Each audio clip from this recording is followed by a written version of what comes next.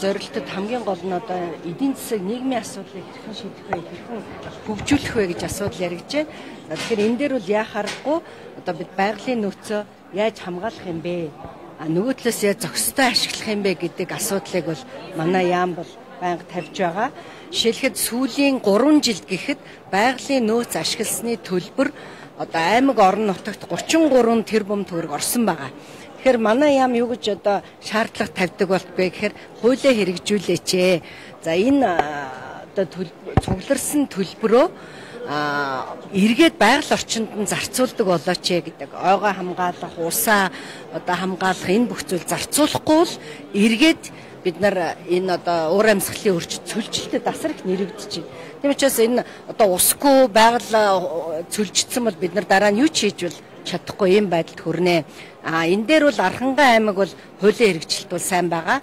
За бусад 2 аймаг бол хуулийн хэрэгжилт бол хангалтгүй учраас одоо аймагуудыг, сумдуудыг энэ хуулиа хэрэгжүүлээч гэж нэгдүгээр хэлмээр байна. Хоёрдугаар хогны асуудал бол үнэхээр одоо бүх аймагуудын тулгымцсан асуудал. За манай яам бол бодлогоо гаргасан. Булган аймгийн хишиг өндөр сумыг жишг сум болгоод яг олон улсын стандартад нь нийцүүлээд олон улсын төсөл хэрэгжүүлээд за сумын хогийн цэг ийм байх ёстой юм шүү гэдгийг гаргаад өгсөн. Аймагуд руу явуулсан.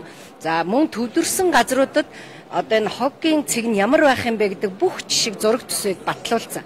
Одоо аймаг яах ёстой вэ гэхээр өөрсдөө айл өрх аж ахуйн нэгжээс авдаг тарифа шинжилээд хувийн хвшлэр гүйцэтгүүлэх шаардлагатай.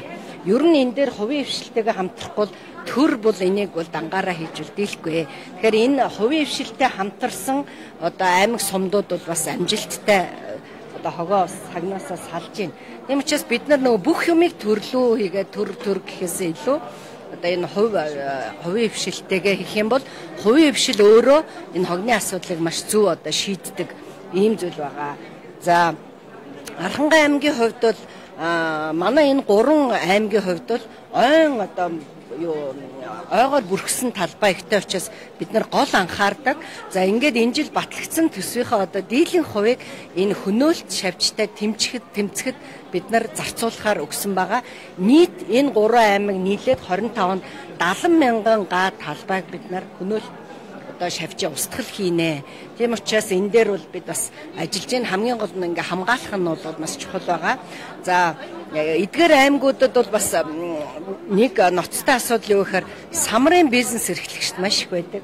За ойг бол одоо үнэхээр хайр найргүй сүтгэж байна. Тэгэхээр одоо энэ аймаг орон нутаг иргэдтэйгээ хамтраад энэ ойгоо хамгаалах, энэ самар түүж болно хүн тийм ээ, амжиргаа залгуулж болно. Гэхдээ сургалтанд нь суугаад энэ модоо яаж одоо гимтээхгүй байх вэ, яаж зөв түүх үү гэдэгтэр анхаарахгүй эргээд бид нар одоо ойгүй, усгүй цөлдсөн газартаа үлдэх нэ. Монгол улсын газар нутгийн 76.9% цөлжсөн. За сая маш олон гишүүд ярьж байна. Энэ малын тоо толгой одоо хэтэрсэн гэж. Үнэхээр бид одоо энэ малынхаа тоо толгой ашиг шимдэр онцгой анхаарахгүй л бэлчээрийн дааз хэтэрсэн. Тийм учраас байгаль орчны яам бол бодлогоо стандартаа тавиад явна.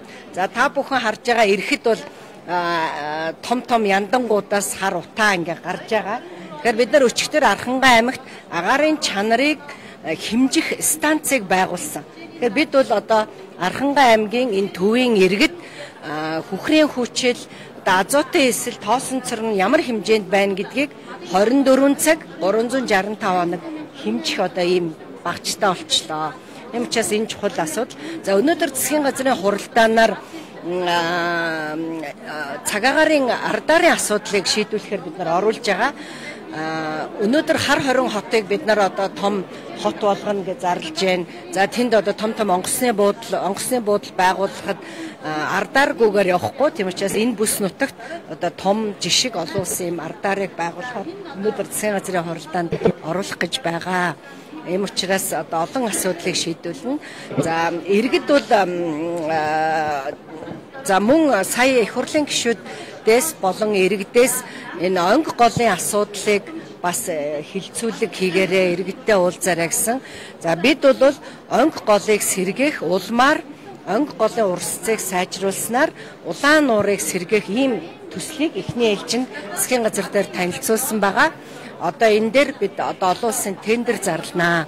Тийм учраас энэ асуудлууд бол байгаль орчны асуудлууд бол одоо бүгд ингээд хэрэгжээд явж байна гэж байна.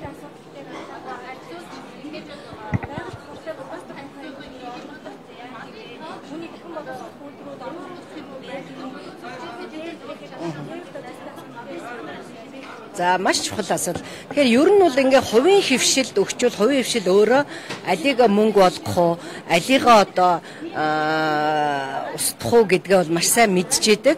Тийм учраас би бол одоо хувийн хөвшилтэй хамтраа гэж хэлээд байгаа юм. Тэр за яг чухал асуудал нь юу гэхээр хог хаягдлын тухай хуульд нэмэлт өөрчлөлт оруулах гэж байгаа. Өөрөөр хэлбэл энэ пластик хог хаягдлыг бий болгодог үйлдвэрүүд эргээд энэ хог хаягдлаа татаж авах, эргээд энэндээ төлбөр төлөх ийм хуулийн заалтыг оруулах гэж байгаа. Дэлхийн бүх улс орнууд энэ жишг рүү орчихсон. Тийм учраас энэ дээр одоо яг ажиллаж байна. Ер нь бол одоо байгаа хуулийн хэрэгжилт бас аймагуудад хангалтгүй байгаа. Тийм учраас би хэллээ, Булган аймгийн Ишиг өндөр суманд жишг сум төсөл хийцэн байгаа энийг одоо аймагуд үзээрэй. Бүх аймагуудын удирдлагатай би энэ талаар танилцуулаад цахим уулзалт хийсэн. Аймагуд бас л нэг тийм жижиг асуудал гэж бодд юм оролцохгүй байгаа. Тэгээ ирэхэд ингээ хогондоо дарагдсан байж болохгүй гэдгийг хэлмээр байна.